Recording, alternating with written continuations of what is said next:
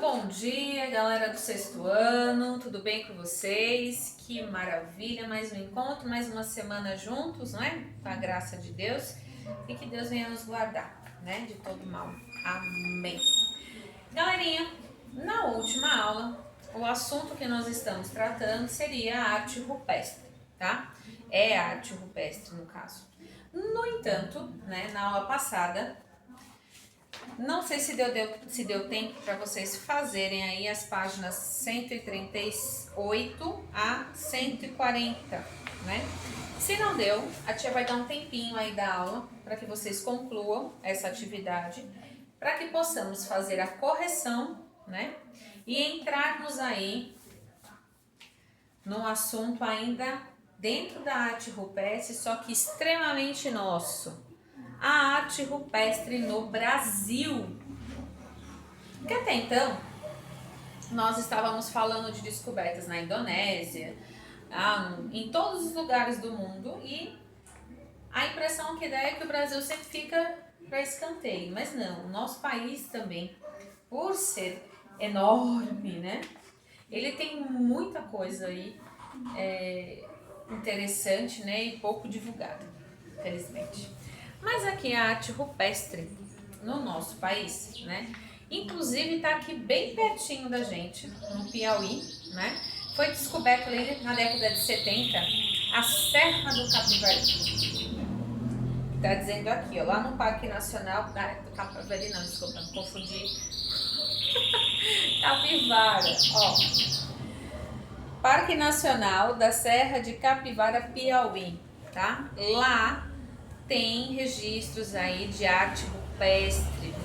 Eu sou doida para conhecer, né? Quem sabe. E aí,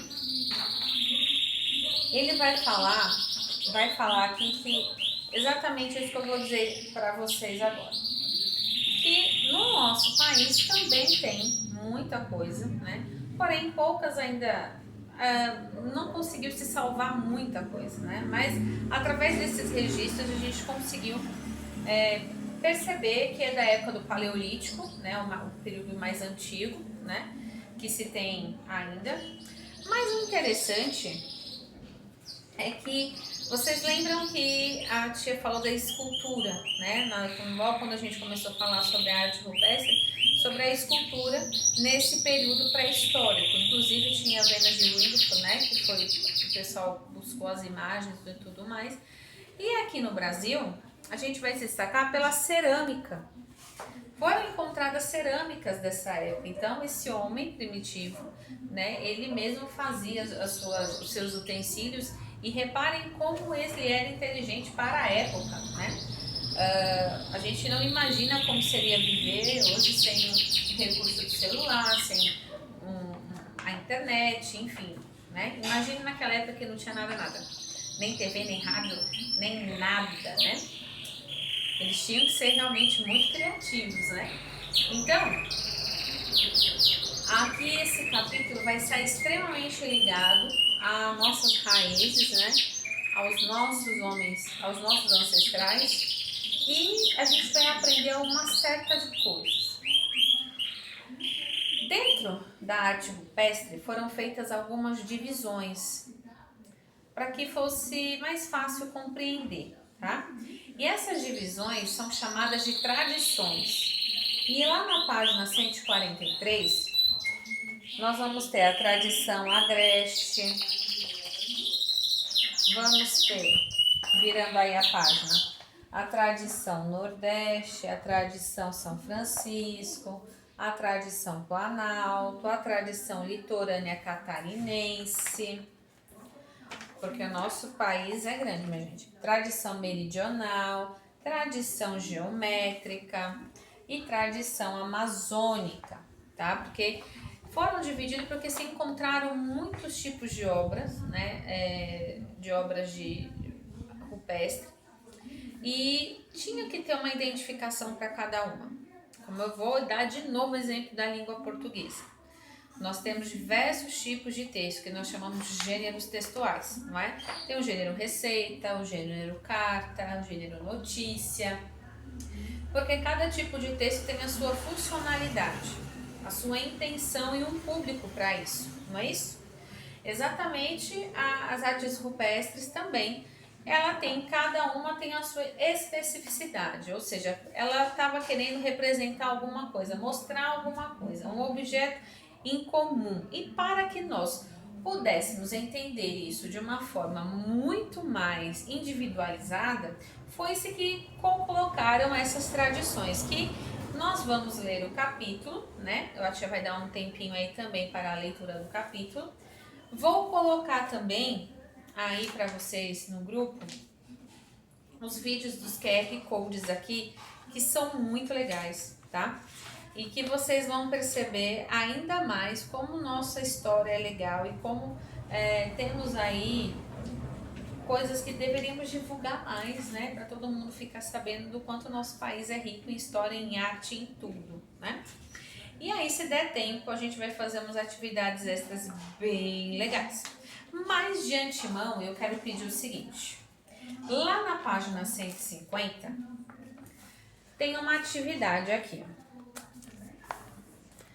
que faremos na próxima aula. E o que precisaremos? Precisaremos de uma bandejinha de isopor sem as laterais. Sabe aquela bandejinha que a mamãe compra frango do mercado congelado? Exatamente, aquela bandejinha de isopor.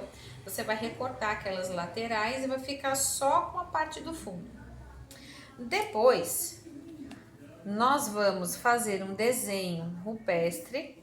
Vamos escolher, é uma tradição aí que você vai escolher, né? Porque você vai ver que cada tradição fala de um tema e você vai escolher a sua tradição preferida.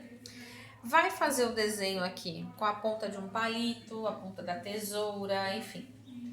Depois você vai passar tinta marrom com um rolinho ou um pincel e vai deixar secar. Quando secar, vai ficar exatamente como uma arte rupestre, tá?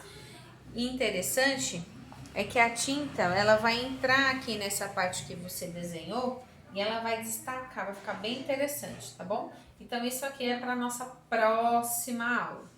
Vou falar de novo. Esse material é para a próxima aula. Beleza? Muito bem. Pessoal, sem mais delongas, né? Eu vou dar um tempinho aí para terminar os exercícios da unidade 1. Vamos fazer a correção, fazer a leitura da unidade 2, né? E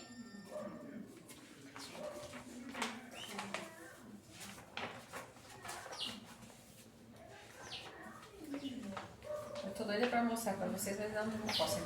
E antes de eu falar da atividade, né, não posso esquecer também que tem aí, então, a correção da unidade 1, vocês vão fazer correção da unidade 1, leitura da unidade 2, tá?